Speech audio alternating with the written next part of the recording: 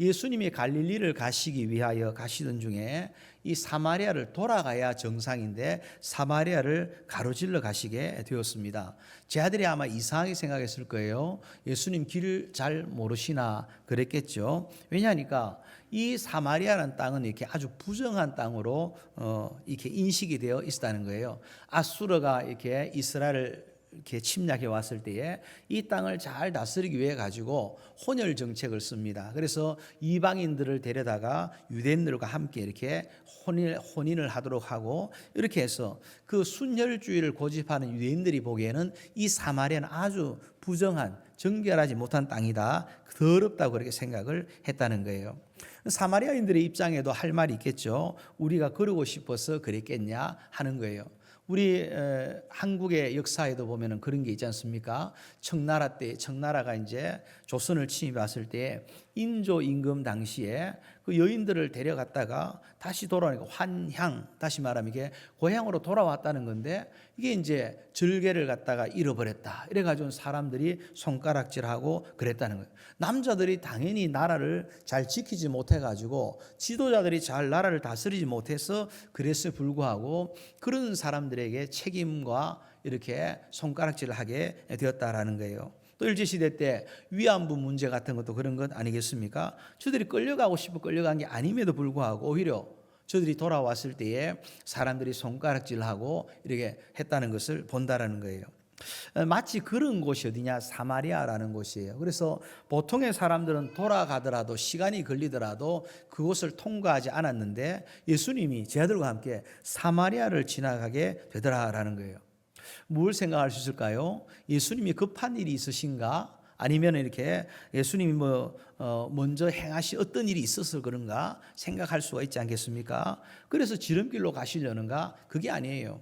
우리 사람들은 때로는 실수하고 잊어버리고 급해가지고 막 몸을 막 그냥 어떻게 할지 몰라가지고 막 급히 움직이기도 하는데, 주님은 정확하신 분이에요. 할렐루야. 예수님이 하는 모든 일들은 정확하고 아주 온전하고, 뭐가 잊어버렸다, 못했다, 깜빡했다, 이런 게 있을 수 없는 분이에요. 그래서 주님이 하시는 모든 일들을 바라볼 때는 어떤 관점이어야 되냐? 주님의 뜻이 있겠지, 또 주님의 뜻이 뭔가가 있어서 이렇게 하셨겠지, 이걸 인정하는 게 굉장히 중요한 것을 보게 됩니다. 다르게 표현하면은 다 이유가 있을 것이다. 또 조금 더 이제 어려운 말을 빌리면은 하나님의 절대 주권, 주님의 절대 주권 속에서 일이 이루어진다. 모든 것이 주님의 계획 속에 이루어진 것이고, 만날 사람이 있고 필요가 있어서 하나님이 하실 일이 있어 그랬다, 이걸 인정하는 게 굉장히 중요해요. 그래서 오늘날 그러면은 예수님이 지금처럼 이 본문의 말씀처럼 계시지 않고 우리와 관련 속에서 생각해 본다면은 어떤 일이겠습니까? 주님이 나와 함께 더불어 행하시는 일들, 주님이 나의 인생에 개입하시고 간섭하시고 우리의 삶을 이끌어 가실 때에 때로는 우리가 마치 사마리아로 왜 가시지? 왜 나에게 이런 일이 있지 싶은 그런 문제가 우리 가운데 나타날 때가 있다라는 거예요. 그럴 때 우리 어떻게 생각해야 될까요? 한번 따라해 볼까요? 다 이유가 있지. 그런 노래도 있었어요, 옛날에. 다 이유가 있을 것이다. 하나님의 절대 주권 속에 있다. 지금은 내가 이해가 안 되고 지금은 그 뜻을 알지 못해서 답답한 경우가 있어도 주님은 다 모든 것을 완벽한 당신의 계획 속에 이루어 가시는 과정이다. 그걸 믿고 순종하는 은혜가 있어야 할 줄로 믿습니다. 생각해 보십시오. 베드로와 야고보가 다 주님이 사랑하는 이들이었는데, 이 두 사람 다, 야고보와 베드로가 감옥에 갇혔는데 야고보는 감옥에서 순교를 했습니다. 그런데 베드로는 감옥에 갇혔지만은 그를 이렇게 천사가 보내어서 그를 끌어내 주었습니다. 아니, 누구는 죽이고 누구는 살립니까? 이렇게 말할 수 있지 않겠습니까? 그럴 때도 생각해야 됩니다. 이것은 주님의 절대 주권 속에 속한 문제다, 이렇게 보면서 생각할 때에 이유를 알게 되는 거예요. 그러면서 주님을 거기에 비할 바는 아니지만 하나님을 엿장수가 가위질을 몇 번을 1분에 몇 번 정도 할까요? 답은 뭡니까? 엿장수 마음대로, 이게 답이죠. 주님 마음대로 하시는 거예요. 근데 주님 마음대로 하시는 게 우리 가운데 가장 좋은 것으로, 가장 선한 것으로 되어진다는 거예요. 그래서 주님이 하시는 모든 일들은 다 옳습니다 하고 인정하며 나아가게 될 때에 주님과 더불어 동행하는 일들이 나타나고 주님과 동력하여서 아름다운 역사를 보게 된다 믿으시기를 축원합니다. 이것을 잘 인정할수록 하나님이 쓰시는 사람이 되는 거예요. 이해가 안 될 때 이해하지 마십시오. 막 이해하려고 애쓰지 마십시오. 가르다가 보면 이렇게 오해할 수도 있습니다. 주님께 다 맡기시기 바랍니다. 내 마음 아시는 주님, 주님 모든 것을 아시는 주님, 주님께 모든 것을 의탁합니다. 주님 마음대로 하시옵소서 할 때 가장 좋은 것을 우리 가운데 인도해 가신다. 할렐루야. 예수님이 그 사마리아에 들어가셨습니다. 이유가 있어 가셨죠. 그 이유가 무엇인가요? 수가라는 동네에 이르러서 한 여인을 만나기 위하여 가신 거예요. 약속된 것도 아닙니다. 그런데 주님은 그 한 영혼을 찾으러 가신 거예요. 주님은 찾아오시는 분이십니다. 내가 찾아가는 게 아니고 주님이 찾아오셔서 내가 주님을 만난 거예요. 주님이 그 여인을 찾아가셔서 만나십니다. 그 주님께서 수가성이라는 동네에 우물가에 계시면서 제자들은 음식을 구하러 이렇게 나갔습니다. 음식을 구하러 제자들이 떠난 사이에 우물가에 정오의 태양빛이 쫙 비치는 아주 뜨거운 날씨 가운데에 물들어온 한 여인을 보셨습니다. 그리고는 그 여인에게 말씀하는 거예요. 물을 조금 달라. 물을 조금 달라. 그러자 그 여인이 예수님께 물을 주었습니다. 그런데 그 물을 받으신 예수님 뭐라고 말씀합니까? 이 물은 다시 먹어도 목마르겠지만은 내가 주는 물을 먹으면 너는 영원히 목마르지 않을 것이다. 할렐루야. 그 말씀하신 거예요. 그러면서 이 여인에게 이 엄청난 변화와 엄청나게 놀라운 역사들 이 여인에게 나타내시는 것을 보게 되는 겁니다. 주님의 일하시는 방법이 그런 거예요. 먼저 찾아와 주시고 주님이 주도권을 가지고 이끌어 가시면서 주님이 항상 뭔가를 원하는 게 있는 것 같아요. 주님의 요청이 있는 것 같아요. 그런데 그 요청 앞에 뭘 하냐? 주님의 요청은 작고 보잘것없고 초라한데 거기에 대해서 반응하고 거기에 대해서 순종하였을 때에 더 놀라운 것을 갖다가 허락하는 것을 보게 되는 겁니다. 이게 주님의 일하시는 방식인 거죠. 예를 들면 이렇게 오병이어 사건도 어린아이의 그 식어 빠진 런치박스 아닙니까? 5개의 보리떡과 2개의 물고기. 아주 초라한 물고기인데 물고기 도시락인데 이걸 드렸을 때에 그걸 받으신 주님께서 2만 명을 먹이시고 12광주 남는 역사를 나타내게 된 거예요. 예수님이 가나 혼인잔치 가셨을 때에 물 씻는 돌 항아리 6개, 손 씻는 물이라고 하면 얼마나 이렇게 지저분하겠습니까? 근데 손 씻는 돌 항아리 6개 그 물을 떠다 주었는데 주님은 그것으로 놀라운 포도주, 최고의 포도주를 만들어서 그 잔치 자리를 갖다가 빛나게 하신 것을 보게 되는 거예요. 엘리야가 사르밧 과부를 만났을 때에 그 과부가 이제 밀가루 전병 하나 부쳐 먹고 죽겠노라고 밀가루 조금과 기름 조금 있었는데 그것을 달라고 했을 때 그 사르밧 과부가 그것을 드렸습니다. 주님께 드리는 마음으로 엘리야에게 주었을 때에 그것을 통해서 어떠합니까? 기름의 병이 다 마르지 아니하고 통의 가루가 다 없어지지 않는 그런 놀라운 역사가 나타나는 것을 보게 되는 거예요. 여인에게 주님이 원한 게 뭡니까? 물 한 모금 달라는 거예요. 물 조금 달라는 거예요. 실제로 주님이 우리에게 요구하시는 것 사실은 우리가 커 보이지만은 대단히 내가 신앙을 더 깊어지고 은혜를 더 많이 받으면은 주님께 내 모든 걸 다 드려야 되는 건 아닌가? 내 것도 내 쓸 것도 부족한데 이게 아니에요. 실제로 주님이 우리에게 허락하신 은혜에 비하면 우리가 주님께 바칠 것은 사실은 조그만 것에 불과하죠. 근데 그 조그만 것을 드렸음에도 불구하고 결과적으로 보면은 주님이 놀라운 일을 하는 것을 보게 되더라고요. 우리가 가만히 우리 인생을 돌아봐도 마찬가지입니다. 주님 앞에 내 시간을 드리고 내 젊음을 드리고 뭔가를 드린다 하지만 사실은 젊음이란 시간 가운데 도대체 몇 %를 드린다는 거예요. 별로 아니에요. 내가 주님과 물질을 드린다 말하지만 우리가 매일 먹고 사는 삶의 어떤 재정적인 것을 다 포함한다면은 사실 얼마 안 되는 거예요. 근데 그 조그만 것을 드려도 정성으로 드렸을 때에 주님은 더 크고 놀랍게 반드시 갚으시는 것을 갖다가 보게 되는 거예요. 할렐루야. 이 여인이 주님께 물 한 모금 드렸습니다. 물 한 바가지 드린 것 같아요. 물 한 모금 마실 수 있도록 드린 겁니다. 근데 그것을 받으시고 주님은 이 여인의 그 인생 전체를 바꾸는 그 인생 전체를 하나님의 은혜의 축복권 속으로 밀어넣는 그런 복을 허락하는 것을 보게 되는 거예요. 찬양 가사 중에 주님께 귀한 것 드려 젊을 때 힘다하라 그런 찬양 있잖아요. 귀한 것 주님 앞에서는 작고 초라해 보일지라도 귀한 것 주님께 드리고자 하는 그 마음으로 드릴 때에 그 부족하고 작고 초라한 것도 주님은 귀히 받아주시고 우리를 반드시 축복하여 주신다 믿으시기를 축원합니다. 그러면서 예수님이 사마리아에 왜 오셨느냐, 부정한 이 땅에 왜 오셨느냐, 이 여인을 만나시기 위하여 오신 거예요. 이 여인의 영혼을 건져주시기 위하여 오셨다는 거예요. 이것이 예수님 행로의 목적이 되는 것을 보게 됩니다. 예수님은 항상 가장 중요하게 생각하는 것, 하나님의 영광입니다. 하나님의 영광은 어떻게 드러나냐, 나를 보내신 이의 뜻을 행함으로 하나님의 영광이 되는 거예요. 우리가 예를 들어서 아버지가 자식에게 심부름을 시키죠. 얘야 이거 좀 가져와라, 이거 해라. 그 말에 순종함으로써 아버지가 영광을 받는 거예요. 아버지가 기쁨이 되는 거죠. 그런데 만약에 그 자식이 아버지의 가르침을 시키는 것을 행하지 않을 때에 아버지는 얼굴이 떳떳해지고 얼굴이 부끄러워지는 것을 본다라는 거예요. 그러면 하나님 아버지, 나를 보내신 하나님 아버지의 영광을 드러낸다 할 때는 그 아버지의 뜻을 행할 때에 아버지가 영광이 되어지고 아버지께 영광이 되고, 아버지께 영광이 될 때 그 영광을 받으신 아버지가 우리에게 기쁨을 허락해 주신다 말하게 되는 거예요.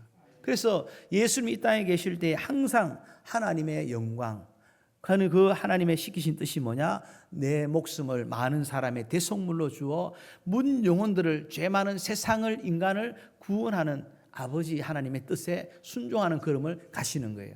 그 일의 한 부분이 뭘까요? 바로 이와 같이 바로 이 사마리아의 한 여인의 영혼을 건지는 것이라 할 수가 있습니다.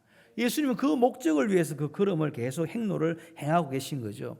예수님이 여리고로 가십니다. 왜 가실까요? 그게 만나기 위해서. 누굴 만납니까? 삭개오를 만나기 위해서 가신 거예요. 모든 과정이 그렇다는 거죠. 그럴 때 오늘 예수님 만나신 이 여인은 어떤 사람입니까? 예수님이 말씀을 합니다. 네 남편을 불러와라 그래요. 그러니까 이 여인이 말합니다. 저는 남편이 없습니다 그래요. 그러자 예수님이 또 말씀합니다. 너에게 남편이 5명이나 있었다. 그런데 지금 사는 남자도 네 남편이 아니다. 그래서 너의 한 말이 옳다. 이렇게 말하는 거예요. 여인이 깜짝 놀랍니다. 어떻게 내 과거를 다 알고 있지? 내 뒷조사를 다 했나? 그러시기도 하지만 이거는 보통의 사람이 할 수 있는 게 아니다는 게 영혼에 터치되어 오는 것을 느끼게 된 거예요. 실제로 여인은 어떻습니까? 5명의 남자가 있었지만은 남편 구실을 못하고, 지금 살아가는 남자가 있죠. 그 남자도 남편 구실을 못하는, 그저 외롭고 쓸쓸하고 그냥 사람들에게는 그 과거의 행적들 때문에 손가락질 받고 자기 자신도 자기 스스로가 부끄러운 줄 알아가지고 그 밝은 대낮에 물동이를 가지고 물들어 나오질 못하고 정오의 태양빛이 아주 강렬한 그 날씨에 이 물동이를 이고는 그래도 먹고 살아야 되니까, 물은 마셔야 되니까 먹고 살기 위해서 터벅터벅 그 우물가로 나온 사람이 이 여인이었다는 거예요. 근데 그 여인의 그 삶의 행편을 그대로 마치 본 듯이 뒷조사를 한 것처럼 정확하게 말하고 있을 때 이 여인이 깜짝 놀라게 되었다라는 거예요. 이 여인은 사실은 뭡니까? 쓸쓸하고 외로운 홀로 사는 여인과 다를 바가 없는 것이죠. 오늘날에는 이렇게 말해줍니다. 여자 혼자 사는 게 훨씬 더 편하다, 그렇게도 말해요. 그러나 과거 우리 한국도 돌아보면 한 300년만 거슬러 올라가도 남편이 없으면 어떻습니까? 그야말로 아무런 보호자가 없는 거예요. 그냥 과부로서 이렇게 인정받는 것밖에 없죠. 성경도 마찬가지입니다. 과부는 마치 고아와 같아가지고 같은 급이에요. 구제가 필요한 대상이 되는 겁니다. 그러니까 이 여인이 마치 남편이 5이나 있었고 지금 남자가 있다 해도 마치 과부와 같은 그런 심정으로 이렇게 살아가는, 외롭고 쓸쓸한, 마음에 많은 상처가 있는 5 남자가 계속 바뀌었다고 생각할 때 얼마나 그 마음에 상처가 남고 사연과 스토리가 있는 삶을 살았겠습니까? 근데 그 여인의 중심을 정확하게 바라보면서 너의 그 목마름을 내가 아노라. 너가 이 물을 마신다고 너 인생이 이렇게 시원해지는 게 아니고 내가 주는 이 물을 마셔야만이 너의 목마른 영생하는 그 놀라운 생수의 감격을 맛볼 수 있다. 이걸 주님께서 말씀하고 계신 거예요. 그러자 그 말을 들은 여인이 어떠합니까? 물동이를 버려두고 동네로 뛰어가며 외치는 겁니다. 내가 주님을 만났다고, 내가 메시아를 만났다고 외치면서 그 주님을 전도합니다. 그러자 동네 사람들이 다 나와가지고는 주님 앞에서 이렇게 이 주님을 영접하고 거기다가 이틀을 더 유하도록 하고 많은 사람이 또 이 은혜를 경험하는 것을 보게 되는, 이 일에 이 여인이 쓰임 받는 것을 보게 되는 거예요.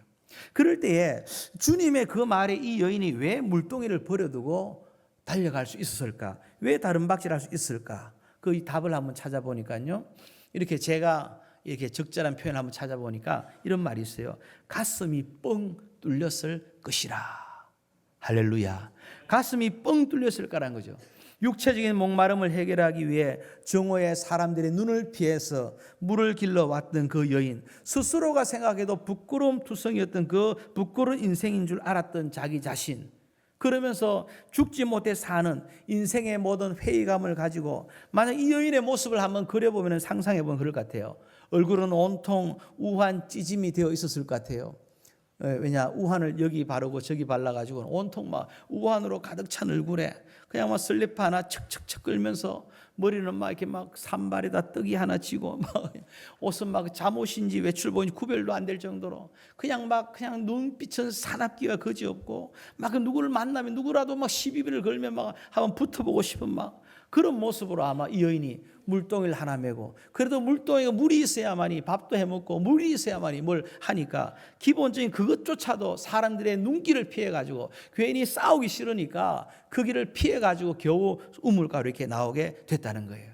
그런데 예수님 만나면서부터 사람들은 나를 정죄하고 무시하고 업신여기에 바빴지만은, 그래서 사람들과 담을 싸고 살았는데 이분은 나를 이미 다 알고 계시고 나의 눈물과 상처와 아픔을 다 훤하게 들여다보고 계신, 그래서 내 영혼의 진실이 바로 이 주님 앞에 그대로 드러나서 그야말로 숨기고 싶어도 감추고 싶어도 감출 수 없는 그 모든 부끄러움이 이분 앞에 드러났는데, 그런데 이분은 이것을 가지고 손가락질하거나 업신여기지 아니하고 오히려 위로하고 새로운 생수를 주겠노라고 말하는, 인생의 답답하고 클클한 그 문제를 아무것도 아닌 것처럼 시원하게 해결할 수 있는 그 빛을 나에게 보여주신 분이 이분이다. 그래서 그 마음이 뻥 이렇게 뚫리면서 자기 인생의 걸음걸이를 새롭게 하게 되었다라는 거예요. 할렐루야. 아마도 우물가에 나올 때 이 여인은 어쩌지 못해서 죽지 못해 사는 인생처럼 발길을 터벅터벅 그렇게 걸어왔을 거예요. 그런데 주님을 만난 이후에 주님 앞에 내 인생의 목마름이 해결된 다음에, 이 인생의 클클하고 답답한 문제 해결된 다음에는 어떠하냐? 물동이를 버려두고, 왜 버려둘까요? 뛰어가야 되니까. 뛰어가는 인생으로 전환되고 바뀌어진 것을 갖다가 보게 된다는 거예요. 할렐루야. 주님 제대로 만나고 나면요, 발걸음이 달라집니다. 팔자걸음에 양손에 호주머니에 손 꽂고 막 그냥 나그네가 이곳저곳 기웃기웃 구경하듯이 그렇게 인생을 살지 않아요. 예수님 제대로 만나고 나면은, 예수님이 영원히 목마르지 않는 생수를 맛보고 나면 어떠냐? 눈빛이 달라지고 눈에 빛이 반짝반짝 초롱초롱 빛나게 되고, 바울이 말하지 않습니까? 나는 표대를 향해서 달려가노라. 무엇을 위해 살아야 되는지, 내 인생의 표대가 뭔지, 그 비전이 뭔지를 새롭게 발견하고 살아갈 이유를 발견하고, 그 이유 가운데 전심전력하여 달려가는, 촌음을 아껴서 주를 위해 살기에 다시 한번 열정을 회복하는 그런 인생이 되는 줄로 믿습니다. 할렐루야. 그런 인생을 우리가 한 번 더 점검해 보아야 하는 거예요. 그런데 나는 예수를 그렇게 오래 믿어도 그렇지 못하다 할 때 다시 돌아봐야 됩니다. 과연 내가 내 영혼에 목마르던 영원한 생수 대신 예수 그리스도를 제대로 만났을까? 그를 만났다면 이렇게 살 수가 있을까? 그게 아니라는 거예요. 다시 질문해 보아야 됩니다. 우리가 주님을 만나고 나면요, 고생을 해도, 똑같이 고생을 해도 고생하는 이유를 알기 때문에, 힘들고 어려운 삶을 살아가도 무엇이 의미가 있는 인생임을 알기 때문에 똑같이 살 수가 없는 거예요. 여전히 매일매일 일상이 반복됩니다. 가스스테이션 가서 캐시박스 문을 열어야 되고, 또 학교 가서 또 공부해야 되고, 직장에 출근해야 되고, 사람들과 인간관계 그 여러 가지 복잡한 문제 속에서 또 살아가야 되고, 여러 가지 문제가 똑같이 우리 앞에 있을지라도 주님을 제대로 만나고 난 다음에는 인생의 빛깔이 달라지기 때문에 모든 게 새롭게 변화되는 것을 보는 거예요. 어떤 사람은 내가 박사학위만 받으면 모든 게 끝날 것이다. 그러나 실제로 또 저 위에 박사 되고 또 교수 된 지 오래된 분들 보면 뭐라 말합니까? 이제 시작이다. 박사 받는 그날 즐겁지, 사실은 조교수부터 시작하면 그 과정 거쳐올 때 이거 별 그거 아니다. 이렇게도 말해요. 또 돈을 번다는 건 마찬가지 아닙니까? 이 정도만 매출이 되고 이 정도만 되면 노후에 문제 없다. 1년에 내가 10만 불씩을 쓰고 살아도, 내가 평생 살아도, 내가 100세를 살아도 끄떡없다. 이런 분은 잘 없겠죠. 그런데 그렇게 한다고 그게 인생의 만족이 되는 것입니까? 그렇지 않아요. 인생의 온전한 만족은 뭐냐? 예수님 만나고 나서 이 여인처럼 삶은 똑같이 환경이 변화가 없는데 여전히 그렇게 주님 만나고 물동이 버려도 떠나가도 집에 가보면 그 남자가 앉아 있을 거라는 거예요. 밥 달라고 앉아 있을지 몰라요. 그런 변함없는 인생이라 할지라도 예수님 만났을 때에 인생의 우선순위가 달라지면서 육신의 물을 먹고 그 물을 통해서 내 양식을 갖다 공급받고 그로 말미암아 세상에 힘을 내고 육적인 힘을 내고 살아가는 그 인생이 이제는 뭐냐? 영적인 힘을 얻고 영적인 은혜를 누리고 영적인 그 목표, 새로운 비전과 목표를 향해 달려가는 그런 인생으로 전환이 된다 믿으시기를 축원합니다. 여인은 그렇게 삶의 변화가 시작이 되었어요. 그리고 그 은혜를 따라서 마을 사람 달려가서 외치는 겁니다. 내가 행한 모든 일을 내게 말한 사람을 와서 보라, 와보라 라고 말합니다. 4장 28절 29절에 와보라고 말합니다. 이걸 통해서 사람들이 주님 앞에 나옵니다. 자, 성경을 한번 보시면요. 저 밑에 이렇게 보시면 그 이후에 어떤 일이 있습니까? 39절 하반절에 그 동네 중에 많은 사마리아인이 예수를 믿는지라. 40절에 또 보시면요. 이틀을 거기서 유하심에, 아니 그냥 지나가도 부정한 땅인데 이틀을 더 유한다는 거예요. 41절에 보세요. 믿는 자가 더욱 많아.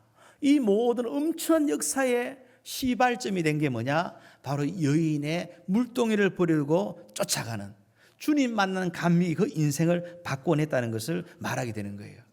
그러면서 우리가 생각할 수 있는 게 뭘까요? 주님 제대로 만난 사람의 최종적인 결론적 위치가 뭐냐? 주님의 증인되는 삶이라는 거죠. 사도행 1장 8절에도 제자를 삼아라 증인이 되라 말합니다. 예수님 만나면 반드시 변하는 게 뭐냐? 복음의 열정 때문에 살게 된다는 거예요. 왜 돈을 버느냐? 왜 공부하느냐? 왜 이렇게 밤잠을 설치면서 건강을 깔아 먹으면서까지 일을 하느냐? 이유가 뭐냐? 복음을 위하여, 하나님 나라를 위하여, 주님의 교회를 위하여 영원한 천국의 상급을 바라보며 살기 때문에 그게 가능해지는 거예요. 이 땅에서 주거니 받거니 먹고 사는 문제라고 늘 항상 이것으로 이렇게 저렇게 뒤엉키고 살아가고 있지만 이게 끝이 아니고 이걸 넘어서서 마치 주님이 이 땅에 십자가를 지시게 한 삶의 고단한 인생 여정을 지나면서 항상 하나님의 영광, 주님의 뜻을 행하는 것이 목표가 되었을 때 주님이 그치움 십자가를 향해 달려갔듯이 우리 인생도 그렇게 된다는 거죠. 먹고 사는 문제, 매출액이 업앤다운 하는 것, 학습이 잘 되다, 공부가 잘 되다 안 되다 이런 많은 것들이 있지만 이 수준에서 노는 게 아니고 이걸 넘어서서 하나님 나라를 바라보며 하나님 나라 건설을 위하여 살아가는 인생으로 새롭게 완전히 바뀌어지는 것, 이게 바로 주님 만난 사람의 특징이다 말하게 되어지는 겁니다. 그럼 이 여인이 뭐라 말합니까? 물동이를 버려두고 따라갔다고 이렇게 말합니다. 그리고는 와보라고 말합니다. 동네가 다 주님께로 나왔다고 말합니다. 신앙의 결론을 그대로 드러내는 것이죠. 주님 만나서 보고 들은 것을, 경험한 것을 전하며 간다는 거예요. 은혜 받은 사람의 결론은 입을 열어서 내가 본 예수, 내가 만난 예수를 자랑하고 전하기에 열심히 내는데, 자랑하고 전했더니 주님은 잘 되고 교회는 잘 되는데 나는, 내 인생은 쪼그란다가 아니에요. 하나님이 그 인생을 완전히 바꿔주는 것을 보게 됩니다. 창원 명곡교회에 이영희 집사라는 분이 있어요. 이분이 이제 그 간증을 하는데 들어보니까 이분이 어떠냐? 24살에 이렇게 조기 결혼을 해가지고 24살에 그래서 이분이 이제 결혼이나 뭐든지 서두르는 거는 안 좋다 이렇게도 말하기도 하더라고요. 근데 이제 남편을 만났는데 남편이 어떠냐? 이 정신병력이 있는 데다가 도박 중독에다가 알코올 중독에다가 나중에는 죽으라고 이 아내 입에다가 농약을 갖다가 집어넣은 거예요. 40일 만에 깨어났어요. 깨어나서 5살짜리 딸이 있는데 이 5살짜리 딸을 키울 때까지만 나를 좀 살려달라고 그렇게 기도하면서 이렇게 했는데 그러는 가운데서 주님 만난 거예요. 그래서 지금 어떻게 됐느냐 하면요, 이분이 이제 전도하는 일에, 그러니까 기본적인 이분이 하는 비즈니스는 이렇게 옷가게를 한대요. 옷가게를 하면서 옷가게 하는 만나는 사람들마다 전도를 하는데 전도한 인원이 점점 많아지니까 뭐 6개월에 100명씩 넘어가고 이러니까 이제는 그가 겨우 과거의 그런 과거를 가지고 겨우 먹고 살기 위해서 장사를 해야 되는 그런 수준이 아니라 전도를 하니까 주님의 지상 목표를 알고 거기에 목적을 두고 살게 되니까 인생을 완전히 바꿔버리더라고요. 이제는 창원 지역뿐만 아니라 저기 부산 포도원교회에 와서 간증하는 것을 제가 보고 들었습니다. 우리 인생이 은혜 앞에 잘 반응만 해도 인생이 복을 받습니다. 할렐루야. 은혜 받을 때 생각나잖아요. 아, 전도하며 살아야지. 은혜 받을 생각나잖아요. 주를 위해 헌신해야지. 은혜 받을 생각하잖아요. 좀 더 새벽기도 나오면 어떨까? 은혜 받을 때 생각나잖아요. 그렇지, 이렇게 하는 게 주님 기뻐하시겠지. 그때에 반응을 하셔야 돼요. 즉각 반응을 하셔야 돼요. 즉각 순종을 하셔야 돼요. 그럴 때 인생의 빛이 비춰지기 시작하는데 그 순간에 은혜 받는 그 순간 동시에 사단이 옆에서 말합니다. 너 물동이 어떡하고? 너 비즈니스는 어떡할래? 너 가정은 어떡하려고? 너 잠잘 시간도 없어. 라는 그런 말들이 하나 둘씩 모여가지고 은혜 받은 여인이 다른 박 물동이를 버려두고 달려가야 되는 달려가지 못하도록 자꾸만 뒤에서 붙잡는 것을 갖다가 보게 된다는 거예요. 저와 여러분의 인생이 은혜 앞에 순전하게 반응함으로 주님이 색칠해 주신 아름다운 인생으로 새롭게 디자인될 수 있기를 주의 이름으로 축원합니다. 그렇게 되어 있을 막 물동이를 버려 뛰어간 여인을 보고 있을 때에 제 아들이 드디어 돌아옵니다. 그래서 제 아들이 생각하는 거죠. 27절 보면요. 어떻게 저런 여자와 대화를 할 수가 있을까 생각만 하고는 말하지는 않았어요. 그런데 성경은 뭐라 말합니까? 이상히 여겼으나 무엇을 구하시 어찌하여 말씀하십니까? 묻지 않았다 그래요. 이상히 여겼다고 말하지 않지만 성경은 뭐냐? 그의 생각을 기록하는 것을 봐요. 이건 우리가 깨닫는 게 뭘까요? 우리가 말로 드러나지 않을지라도 우리의 생각까지도 감찰하시는 분이 하나님이시라는 것을 알게 되는 거예요. 그럴 때 우리가 뭘 합니까? 우리의 생각조차도 주님께 연락되기를 원합니다. 마음의 생각조차도 주님 앞에 연락되는 걸 알고 마음의 생각조차도 주님이 기뻐하는 생각으로 가득한 은혜가 있기를 주의 이름으로 축원합니다. 그렇게 여인이 떠난 후에 제 아들이 양식을 이제 구해가지고 왔습니다. 잡수소서 하니까 주님 말씀하는 거예요. 나는 너희가 모르는 양식이 있다. 다른 양식이 있다고 말해요. 그래서 또 제 아들이 생각합니다. 누가 주님께 양식을 갖다 주었는가 말하는 거예요.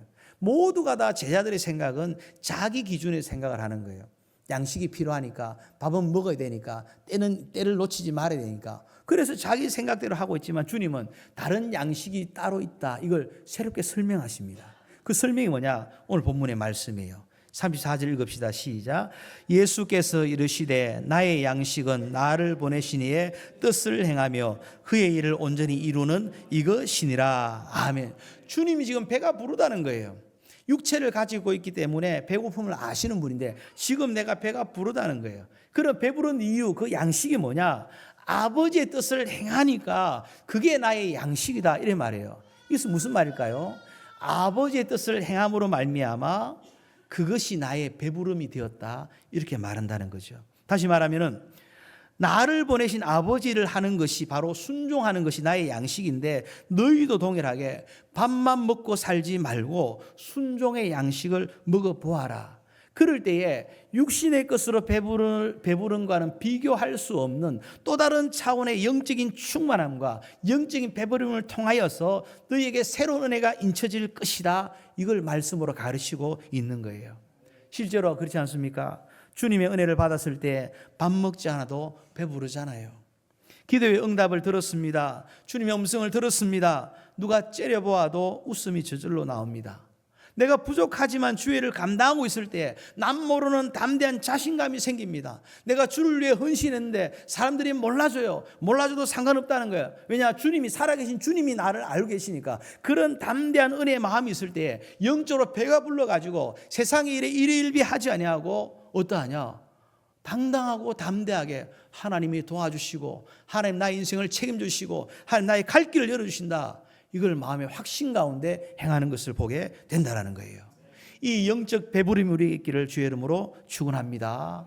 이 영적 배부름을 우리가 감격함 속에서 맞이하기 위해서 뭐가 필요할까요?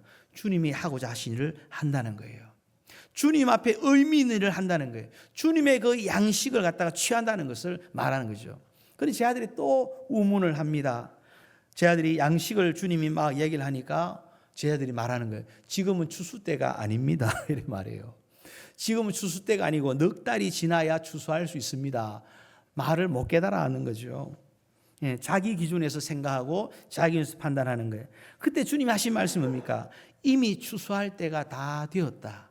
이미 휘어졌다. 지금이 바로 추수 때다라고 이렇게 주님 말씀하는 거예요. 한번 성경 볼까요? 바로 36, 5절 말씀 같이 읽읍시다. 시작.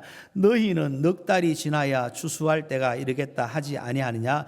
그러나 나는 너희에게 이르노니 너희 눈을 들어 밭을 보라. 휘어져 추수하게 되었도다. 아멘. 주님의 양식을 얻어서 주님의 양식으로 배부른 사람 어떤 특징이 있느냐?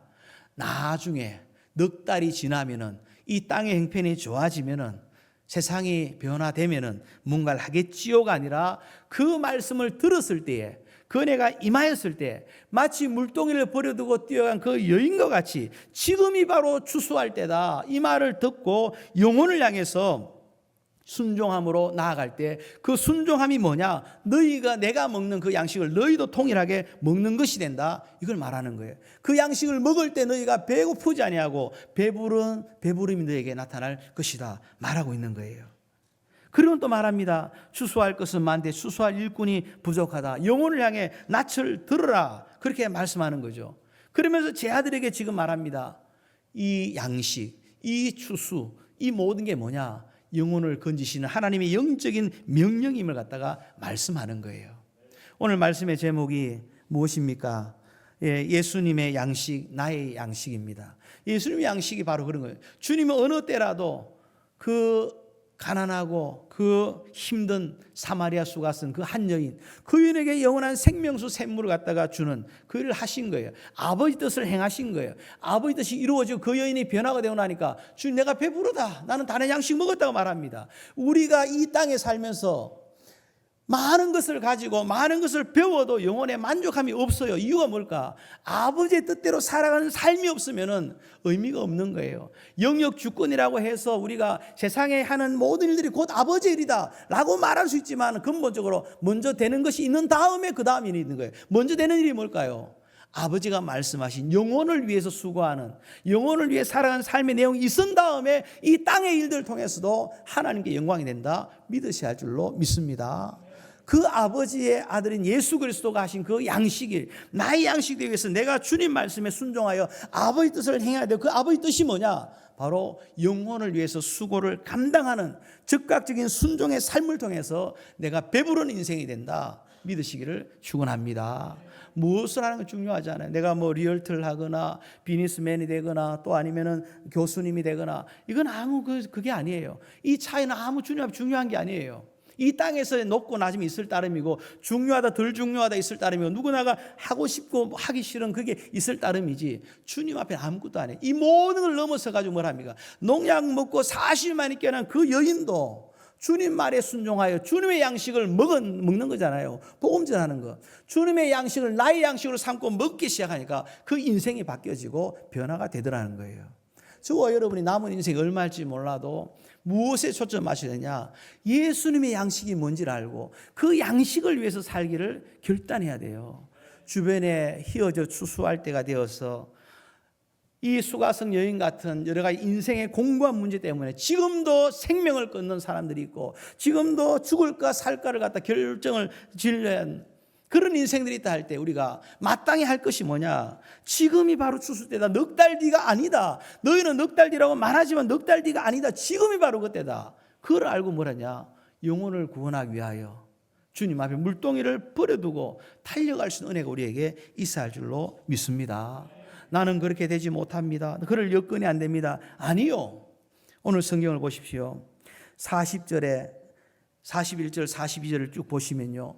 이 일을 이 동네 사람들, 사마리아 동네 사람 다 예수 믿고 앞으로 나왔는데 더욱 믿는 자가 더욱 많아. 41절에 말하잖아요. 이 일에 쓰임받은 이 수가성 여인이 누굽니까 도대체? 누굽니까? 모든 사람들에게 손가락질 받던 사람, 자기 자신의 생각에 자기 인생이 부끄러운 사람, 고향이 어딘지 묻지 마세요. 고향도 묻지 말고 나이도 묻지 말고 뭐 그런 노래 있죠. 뭐도 묻지 말라고. 부끄러운 인생이라는 거예요. 이 여인 예수 믿은 지 얼마나 됐습니까? 모태 신앙입니까? 선대로부터 몇 대째 예수 믿는 집안입니까? 아니에요. 믿은 지 얼마 안 돼요. 바로 불과 직전에 예수를 믿었는데 하루가 지나기 전에 이런 일 가운데 쓰임 받는 것을 보게 된다는 거죠. 복음은, 주님의 양식은 누가 먹을 수 있고 누가 그것을 배부를 수 있느냐, 차별이 없다는 것을 말해요. 어떤 형편이 있어도 40일 녹약을 먹고 죽는지 사는지 모를 그런 사람도 예수 제대로 만나고 주님 앞에 살아갈 삶의 목적과 이유를 발견하고 주님의 양식을 나의 양식 삼았을 때 인생이 변해지듯이 저와 여러분도 마찬가지입니다. 권사가 아니라도 괜찮습니다. 교회 다닌 지 얼마 안 돼도 괜찮습니다. 과거가 어땠는지 괜찮습니다. 상관없습니다. 말씀을 정리할게요. 오늘 수가성 여인을 만나러 주님께서 사마리아로 가셨습니다. 그곳에서 한 여인을 만나셨는데 그 여인에게 목마르지 않은 영원한 생수 되신 자신을 오픈하고 그런 가운데 이 여인으로 하여금 영원히 배부른 그 양식을 또 제 아들과 이들에게 소개하는 것을 보게 됩니다. 우리도 물동이를 버려두고 뛰어갔던 여인처럼 주님께 은혜 받은 것이 있고 은혜가 생각날 때에 지체하지 아니하고 영혼을 위해 수고함으로 말미암아 주님 앞에 귀하고 복되게 쓰임받는 축복의 통로가 되시기를 주의 이름으로 축원합니다. 할렐루야.